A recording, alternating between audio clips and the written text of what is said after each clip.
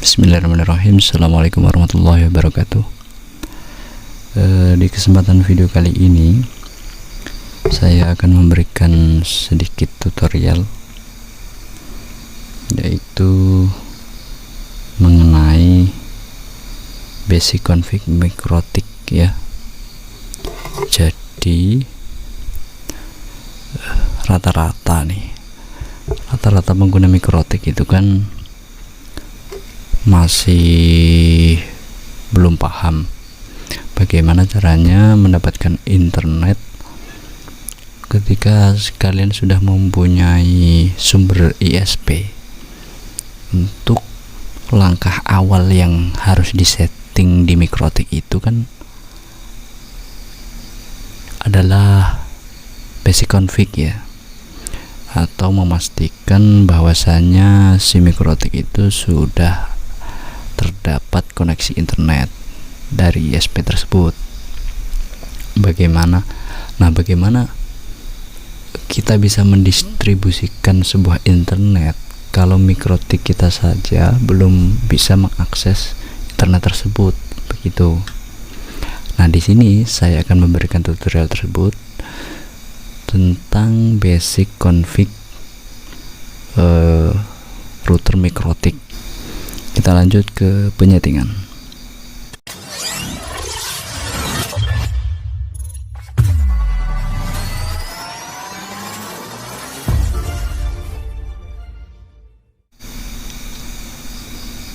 Langkah awal yaitu kita masuk ke Winbox. Di sini saya sudah masuk. Oke, saya keluarkan dulu jadi biar jelas. Kita masuk ke Winbox. Nah, ini Winbox saya. Nah, sudah terlihat, sudah masuk di Winbox. Saya close semua dulu. Kemudian langkah awalnya adalah kita masuk di IP, kemudian address. Nah, ini kalau misalkan teman-teman sudah tahu IP berapa yang kita dapatkan, atau kita menggunakan metode statik. Nah, paling mudahnya itu kita menggunakan metode DHCP. Jadi IP kemudian DHCP client. Kemudian di DHCP client ini kita klik tombol plus. Nah, interface mana kita menempatkan sumber internet tersebut, begitu. Jadi misalnya di sini adalah saya taruh di address 1 use peer DNS. Apakah kita ingin memberikan DNS itu dari ISP atau kita isi manual sendiri?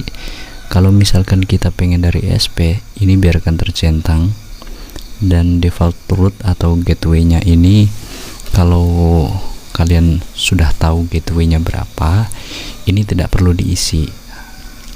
Jadi tinggal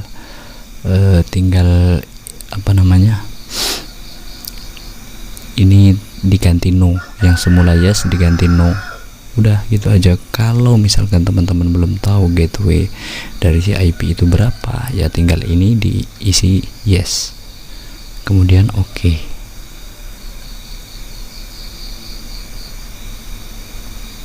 Play, kemudian oke. Nah, sudah searching, kemudian bound, saya mendapatkan IP 192.168.0.54/24. Gateway-nya adalah ini.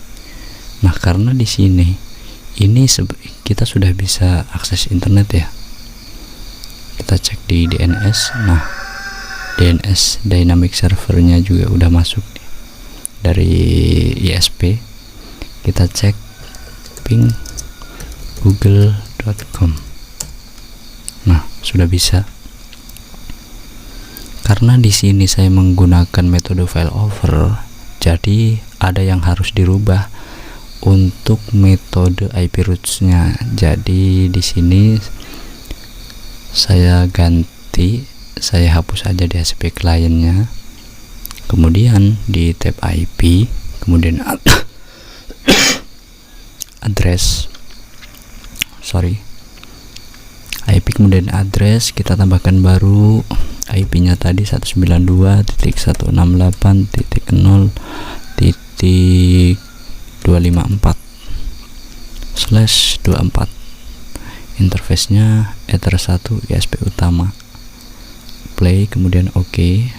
Nah, di sini ya. Kemudian IP DNS. Nah, ini kita isikan manual. Sesuai aja ya dengan umumnya sih 8.8.8.8, tapi di sini saya menggunakan DNS Nawala jadi 1.1.1 kemudian 1.0.0.1 apply kemudian OK. Kemudian di firewall NAT itu jangan lupa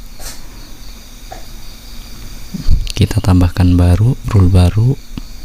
Chainnya adalah SRC NAT, out interface nya adalah ISP utama atau ISP dari sumber internet, itu tergantung dari teman-teman ya. Kalau sudah begini kemudian action, kita pergi ke actionnya adalah masquerade, apply kemudian OK. Nah, saya taruh di paling atas. Udah.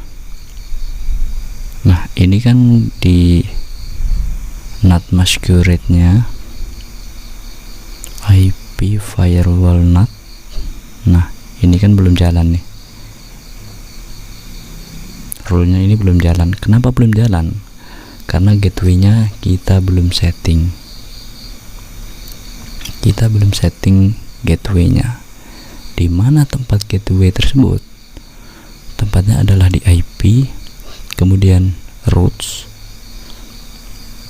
Nah, di sini tempatnya.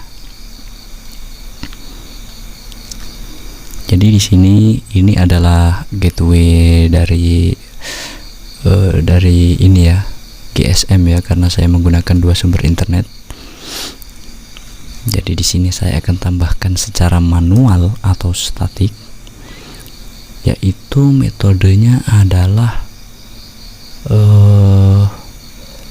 failover begitu. Jadi ini akan saya gunakan sebagai sumber internet pertama. Langkah yang harus dilakukan adalah destination address-nya ini kita ganti 1.1.1. Ini adalah metode failover ya. Videonya sudah ada di konten saya yang sebelum video ini, kalian simak aja. Kemudian gateway-nya 192.168.0.1. Kemudian apply OK. Nah, kita tambahkan lagi destination address-nya itu biarkan 00, target gateway-nya itu 1.1.1. Kenapa gateway-nya 1.1? Karena destination address yang pertama kita buat tadi adalah 1.1.1 ya. Nah, sedangkan target scope-nya ini kita ganti menjadi 30 karena scope yang ini scope-nya adalah 30. Jadi yang ini target scope-nya kita ganti menjadi 30. Kemudian apply OK. Nah, sudah terlihat ya di sini rekursif via 192.168.0.1. Oke, sudah terlihat.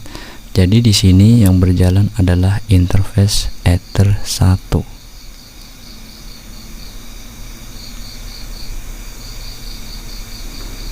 Oke, saya akan coba speed test.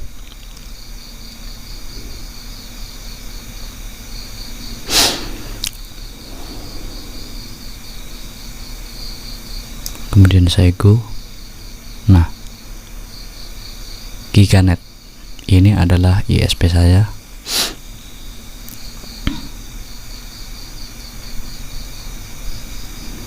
Oke. Nah, bagaimana ketika klien ISP utama ini mati atau off? Nah, saya akan coba remote LHG saya sebagai ISP pertama.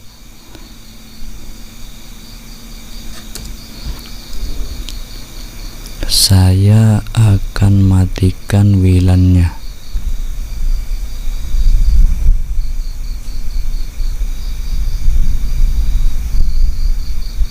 Nah, ini mati ya. Jadi lognya itu di sini off. Kemudian kita cek di IP routes. Nah, rekursif via ini nanti akan berubah ke ISP GSM. Kita tunggu aja ini. Dia akan beralih ke ISP GSM trafficnya ya.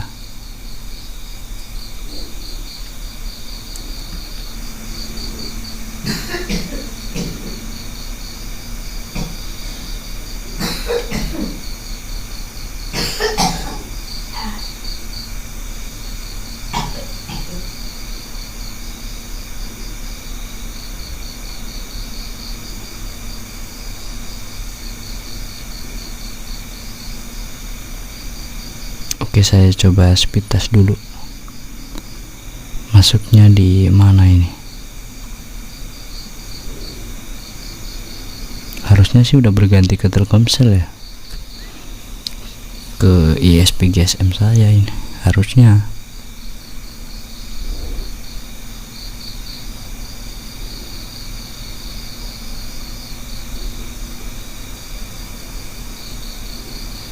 Tuh. Ini sudah berpindah ya. Yang semulanya ini tulisannya hitam, dia jadi biru. Kenapa jadi biru? Karena internet yang aktif adalah gateway dari GSM. Nih. Tuh. ISP-nya sudah berganti menjadi GSM ya, Telkomsel.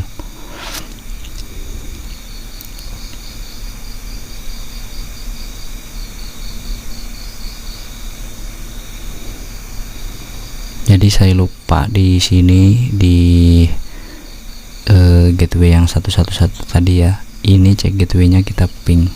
Harusnya kita ping ya. Nah, saya akan mencoba menghidupkan kembali ISP utama saya. Maka ini yang semula tulisannya biru akan menjadi hitam.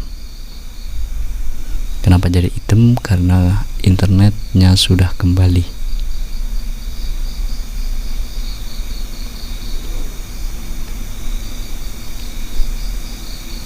Oke, disimak ya guys. Nah, ini udah jadi hitam. Berarti internet di ISP utama ini sudah jalan. Udah gitu aja. Untuk yang mengarah ke klien itu kita tinggal setting sesuai kemauan masing-masing ya. Kalau misalkan kalian pengen menggunakan MikroTik tersebut sebagai hotspot voucheran, bisa sebagai statik bulanan bisa.